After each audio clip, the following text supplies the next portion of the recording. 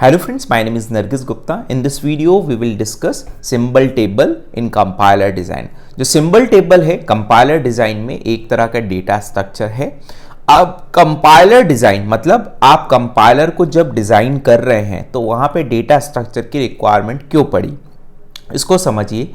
सबसे पहला काम, जो भी प्रोग्राम है उस प्रोग्राम के अंदर जितने भी वेरिएबल्स डिक्लेरेशन हैं या एरे आपने कोई इनिशियलाइज किया है या आपने फंक्शन को किसी को डिक्लेयर किया है, ये सब कहीं ना कहीं किसी जगह पे स्टोर होता है, मेमोरी में स्टोर होता है. उस मेमोरी, उस जगह को हम सिंबल टेबल कहते हैं. उसका नेम हम बोलते हैं सिंबल टेबल डेटा स्ट्रक्चर. अब ये जो डेटा स्ट्रक्चर है वो डिफरेंट, सिंबल टेबल जो है वो डिफरेंट डेटा स्ट्रक्चर की हेल्प से हम इंप्लीमेंट करते हैं.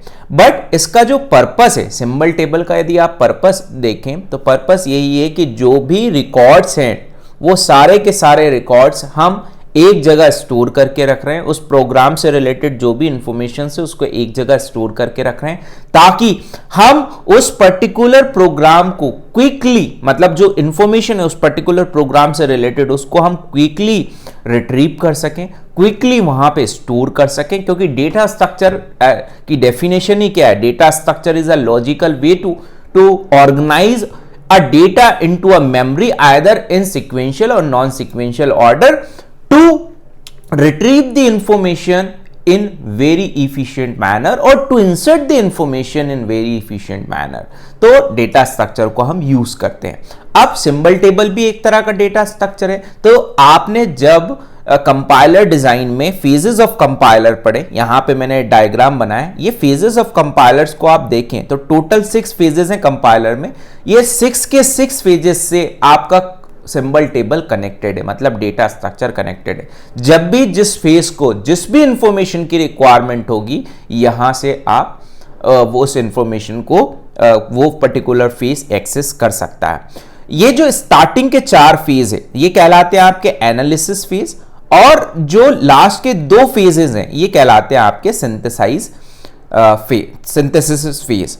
अब जो एनालिसिस और सिंथेसिस फेज में क्या होता है? एनालिसिस फेज में क्या होता है कि जो भी इंफॉर्मेशंस हैं उस पर्टिकुलर प्रोग्राम से रिलेटेड, वो सारी की सारी इंफॉर्मेशंस को हम क्या करते हैं? स्टोर करते हैं. यहां पे लिखा है मैंने, the information is collected incrementally by the synthesize analysis phase of the compiler and used by the synthesize phase to generate the target code. वो क्या कर रहा है?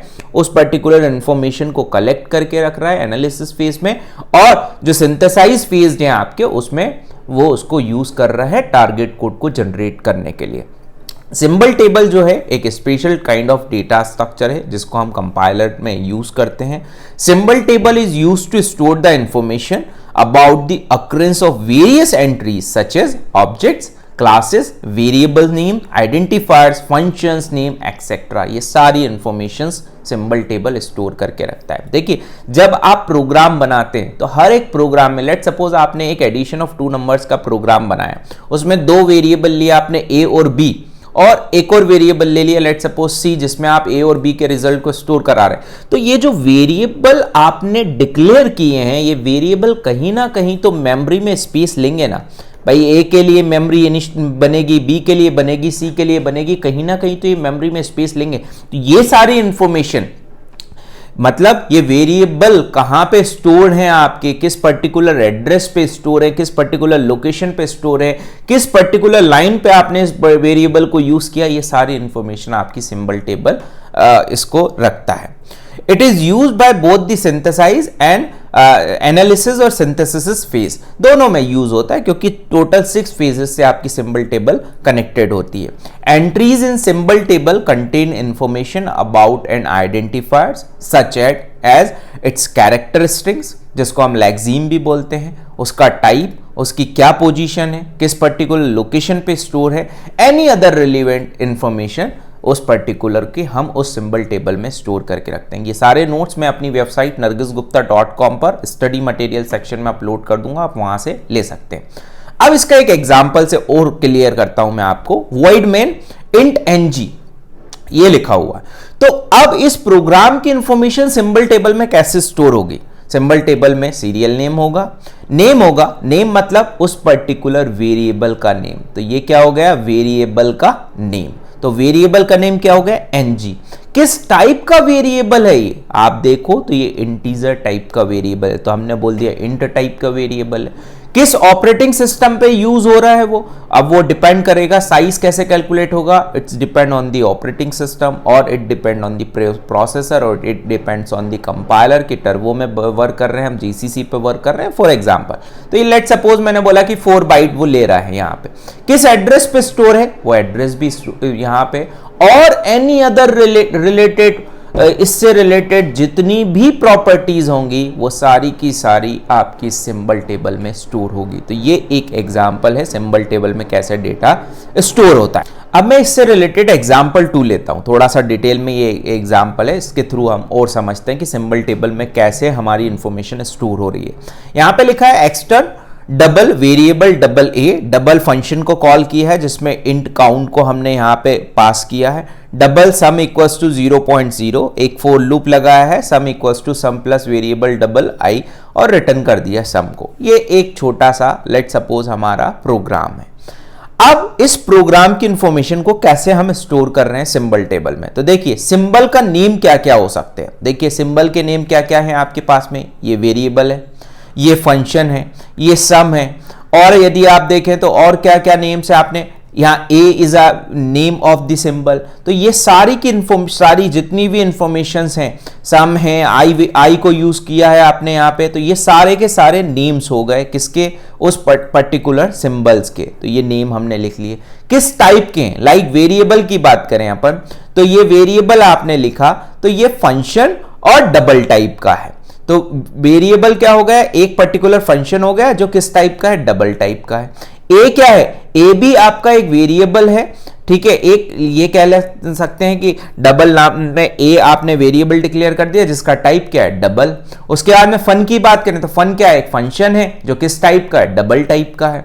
इसी तरह से सम की यदि बात करें तो सम को आपने इनिशियलाइज कर रखा है यहाँ पे किस टाइप का है, डबल टाइप का है। तो ये हो गए आपके टाइप्स कि किस टाइप का है। लाइक हम इंट की बात करें, आपने यहाँ पे इंट को इनिशियलाइज किया है तो आई को इनिशियलाइज किया तो आई किस टाइप का वेरिएबल है आपका, इंट टाइप का। तो ये हो गए टाइप। क्या स्कोप है उसका, तो स्कोप देखिए आप यहां पे इस VAR का स्कोप क्या है, एक्सटर्न, तो यहां पे हमने लिख दिया एक्सटर्न। ए क्या है आपका, उस पर्टिकुलर फंक्शन जो वेरिएबल है नेम का फंक्शन है उसका ये क्या है, पैरामीटर है, तो फंक्शन पैरामीटर हो गया। फन क्या है, फन आपने ग्लोबल डिक्लेरेशन किया है तो ये ग्लोबल डिक्लेरेशन हो गया। उसी तरह से आप देखें तो इंट क्या है, वो भी फंक्शन पैरामीटर है।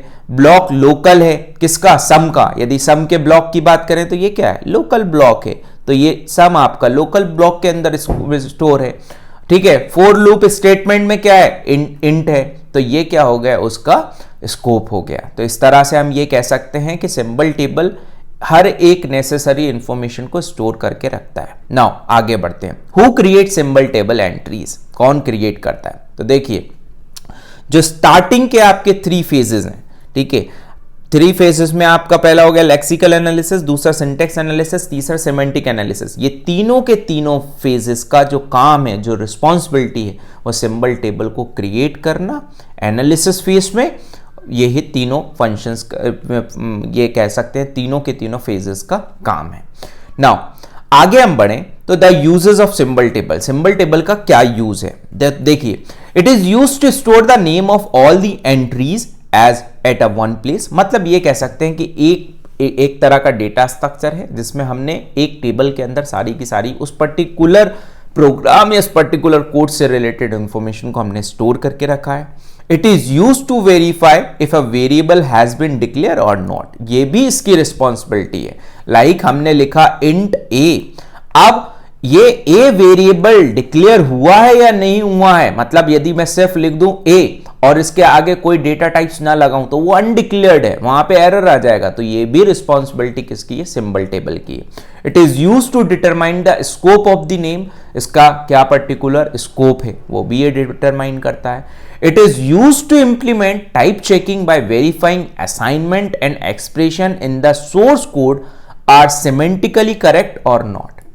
टाइप चेकिंग का पर्पस ही क्या होता है कि लॉजिकल एरर फाइंड आउट करता है सिमेंटिकली करेक्ट है या नहीं। तो ये सारे क्या हो गए, यूजेस ऑफ सिंबल टेबल हो गए। अब सिंबल टेबल में जब हम एंट्रीज पुट करते हैं तो उसका फॉर्मेट क्या होता है। तो यहाँ पे format of symbol table to maintain the entries for each name. देखिए इसके लिए हम क्या बोलते हैं, सिंबल नेम, और सिंबल का क्या नेम है, क्या उसका टाइप है, क्या उसका एट्रीब्यूट है। लेट सपोज स्टैटिक इंट एनजीट्यूटो, ठीक, तो यहां पे क्या हो जाएगा, सिंबल का नेम क्या हो गया, एनजीट्यूटो। सिंबल का नेम मतलब अभी आपने यहां पे देखा था, यदि आप देखें तो ये सिंबल के नेम थे आपके, वेरिएबल, फंक्शन, सम, ये सारे के सारे वेरिएबल्स के नेम जो थे, फंक्शंस के नेम थे, वो सिंबल नेम हो गया। तो एनजीट्यूटो क्या हो गया, आपका सिंबल का नेम हो गया। किस टाइप का है एनजीट्यूटो, आपका इंटीजर टाइप का है, तो ये इंटीजर टाइप का एनजीट्यूटो हो गया। और यहां पर देखें तो क्या उसका एट्रीब्यूट है, तो एट्रीब्यूट है कि वो स्टैटिक है। तो इस तरह से हम क्या कर सकते हैं, उसके फॉर्मेट को डिफाइन कर सकते हैं। So this is the part 1 of symbol table. In part 2 symbol table we will discuss the operations performed on symbol table और performed by symbol table and कितने टाइप्स के डेटा स्ट्रक्चर से हम symbol table को implement कर सकते हैं। So next video में हम ये सब डिस्कस करते हैं। Thank you so much.